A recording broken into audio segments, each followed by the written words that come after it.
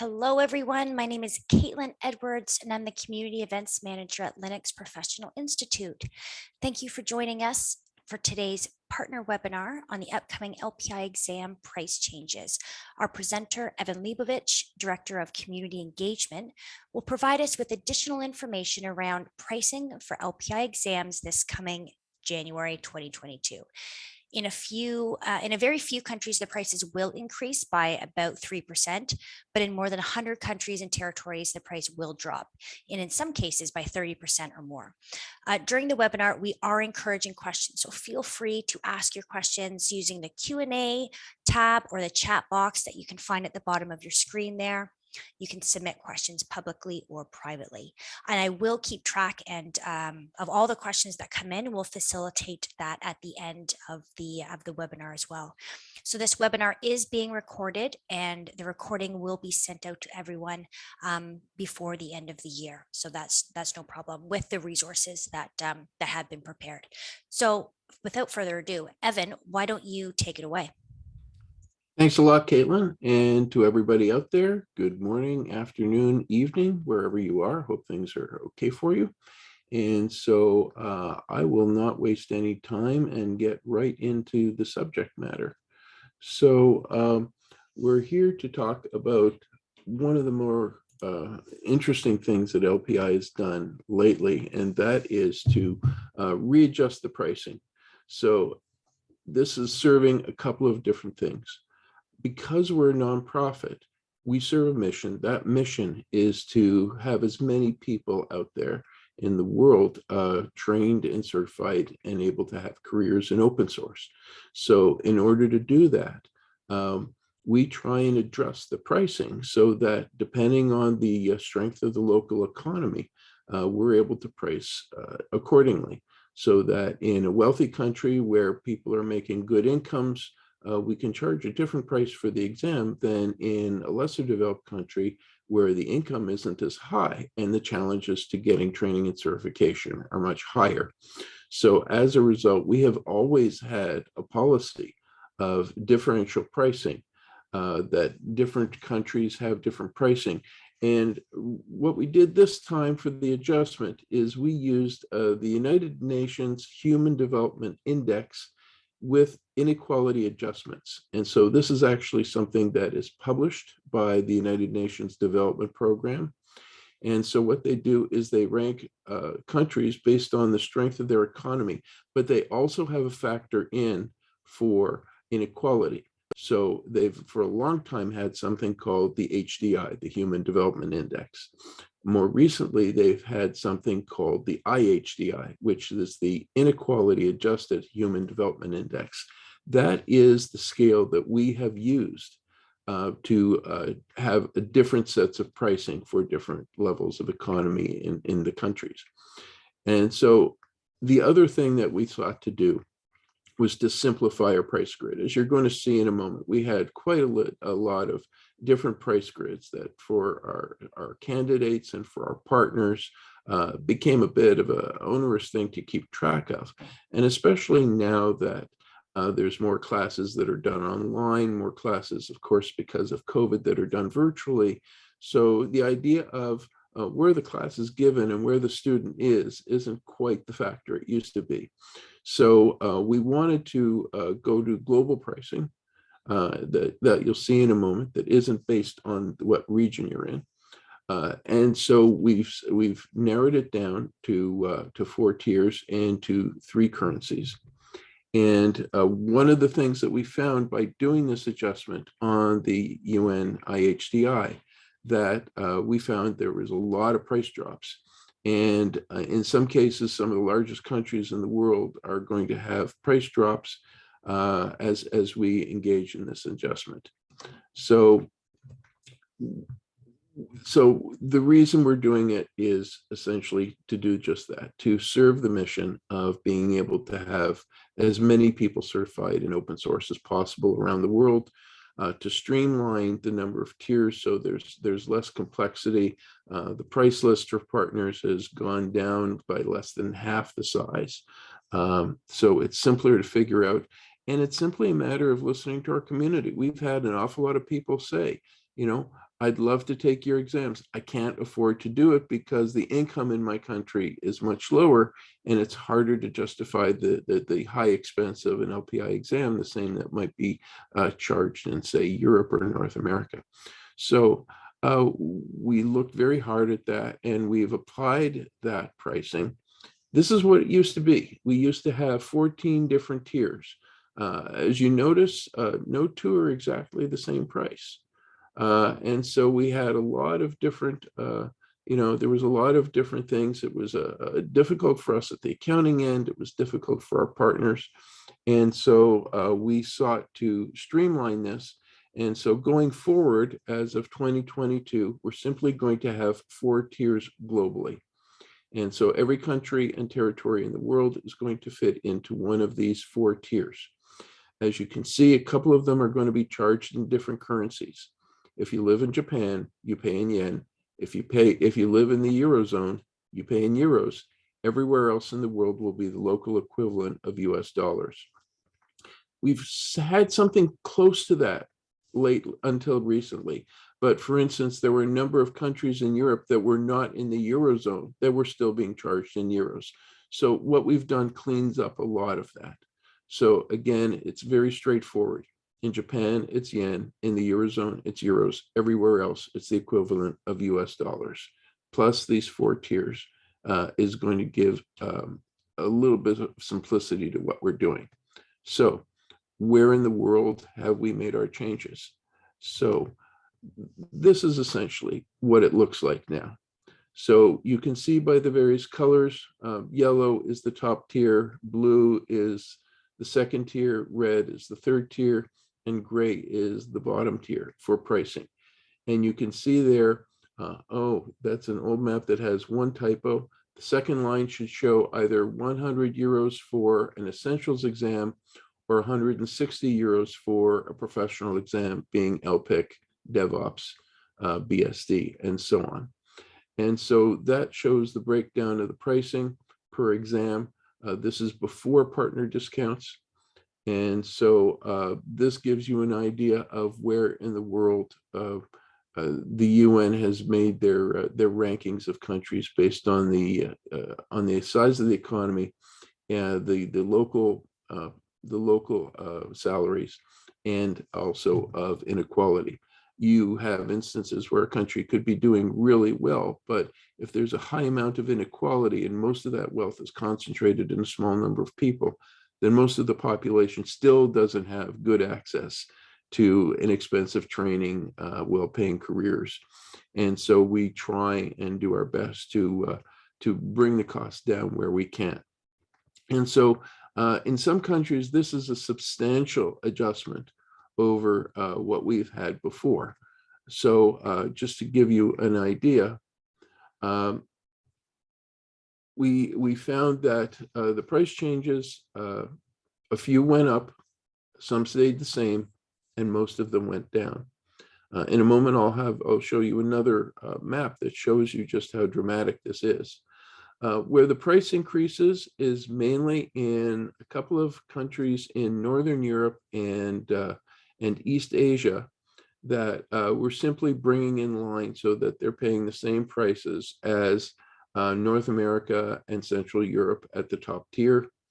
And there's also some adjustments, for instance, for the UK that had been paying in euros and now they're paying in dollars. So that also represents small changes. As you can see, most of the changes are, well, as you'll see in a moment, most of the changes are fairly minimal for the increases. There's a handful of islands in the South Pacific and South Atlantic where there's 16% to 20% increases in prices, but these are for tiny islands. Most of the increases are under 10%. Countries that have not changed are those essentially at the very top tier or at the very bottom tier where there was really not going to be much movement. So in the richest countries, and Germany and the USA are 2 examples, there's no change. Also at a bottom level, countries like Haiti and Ethiopia, there is also no change. Where we found the dramatic decrease is in countries that had previously been ranked too high in our pricing scheme. that when we examined them and put them against the IHDI, we found that they resulted in decreases in prices, in some cases dramatic. The most dramatic for us is South Africa. And so that represents a drop of the prices of the LPI exams of 42%. You can see there, India is dropping, Brazil is dropping, Italy is dropping, but it's far more broad than that. There's 145 countries and territories around the world where the price is dropping. You can see this, everything in yellow or shades of red is a country where the price has decreased. You can see in light blue the countries where it's a slight increase. Like I said, Australia, Israel, Norway, UK, but those are all fairly small increases, less than 10%. You can't even see the handful of small islands that are more than a 15% increase because they're barely big enough to show. But you get an idea here of the breadth of the price reductions. The largest countries in the world, China, India, Indonesia, all of them are seeing drops in price. So are countries where LPI is already popular, such as Brazil and Spain and Italy. All of these are seeing decreases in price to one level or another. And so I'm really happy to be able to do this. This is serving LPI's mission. As long as we make enough money to be able to recoup our costs, it is serving our mission to keep the exams as affordable as possible. So a little bit more on the policies that are going to surround this. So this was designed as a webinar for LPI partners. The general public is going to be alerted later in the month. So this is right now is a heads up for our academic partners, our channel partners, our training partners, and other members of our community who have been involved with us already. And so in the case of our partners who have purchased vouchers already in countries where the price is about to drop, so anything that you have purchased in the fourth quarter of 2021, you will be eligible for a difference between the price you paid and the reduced price come January 1st. That will be applied as a credit towards your LPI account. Talk to your LPI representative about that. So any vouchers that you're possessing that were purchased after October 1st at the higher price will be eligible for a credit for the difference between those prices and what will be the reduced prices. Your discount, the discount that's applied to all partners, whether you're silver, gold, or platinum, that will maintain throughout. One change in policy is that the partner discounts will now apply at all levels. Previously, the partner discount did not apply at the very lowest level. Now they do. So everywhere, all four tiers are now, if you're operating there and you're a partner of ours, then your discount is good to go based on the new pricing, including those at the lower tier that were previously not eligible before.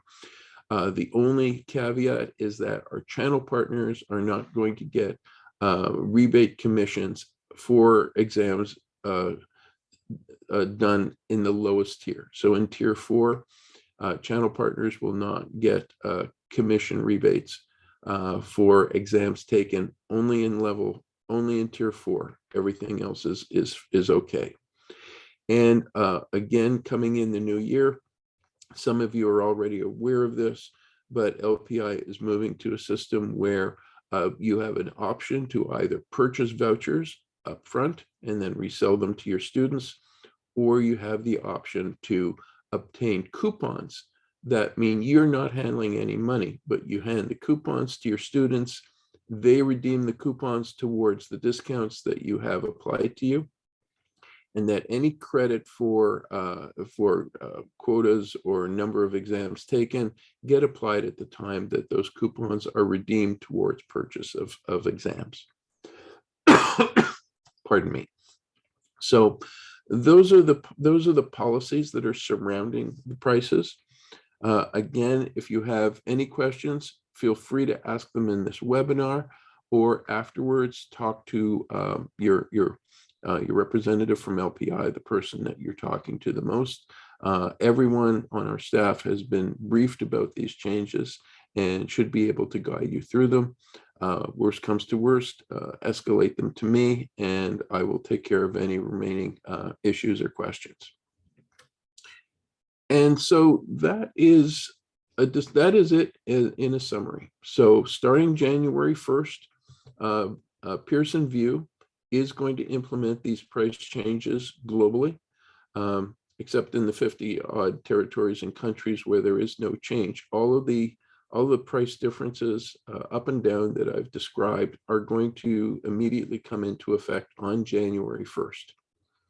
And that is it for my presentation. So please, I'm eager to hear any questions or comments from anybody who's listening to me right now. And like I say, if you come up with something else after this webinar, please talk to your LPI representative or email me at the address on this screen. Thanks so much, Evan. That was really helpful. So thank you. A couple questions have come in. One being the tier 4 is the lowest. So would discounts still be attached to that? The answer is yes. And that is actually a change from, I believe, a change from what we had before. In that previously, I don't think that the lowest tier that we had for each region was discountable. Now all tiers, including tier 4, are discountable for our academic and for our commercial training partners. The only difference, as I said, is for the channel partners working with them, they will not get a commission discount for any exams, vouchers purchased in tier 4 countries. Okay. If someone has potentially, someone's asking that a country, some of the price may want to be adjusted in that country. Could that person follow up with you directly? Well, right now, these prices are fairly set in stone.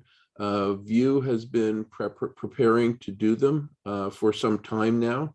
And so they have a massive change in their own programming globally for people that are buying the exams. So it's a little late to reconsider adjusting any of these. We've had internal discussions within our staff and elsewhere in our community about about are some of these numbers right, or my country was too high or too low or something like that. And we've gone through some of these, and it's going to be very difficult at this time to adjust them. Like I say, we've been pretty true to the United Nations IHDI. We think that's the best current index that's going to make it possible for us to make the local exam prices in line with local salaries and the local economy. If we find that there are egregious errors in that, I'm definitely happy to hear it. It will take some time to implement, but we won't shut ourselves out to any comment like this that has some good evidence behind it. If our pricing doesn't match the local economy, absolutely, we do want to hear about it. But just be aware that we've really done our homework on this. And this chart, I think, does a reasonable reflection of what the UN has come up with as in terms of global economic development. Okay. Okay, great. Will students who have purchased a voucher directly have any refund or credit policy? No. No. Okay. That was a policy decision that was made. Right now, the discounts are only available for partners, and they're only available for vouchers that were purchased after October. Vouchers that were purchased by students or before October don't have any refund or credit availability. However, they will still work going forward.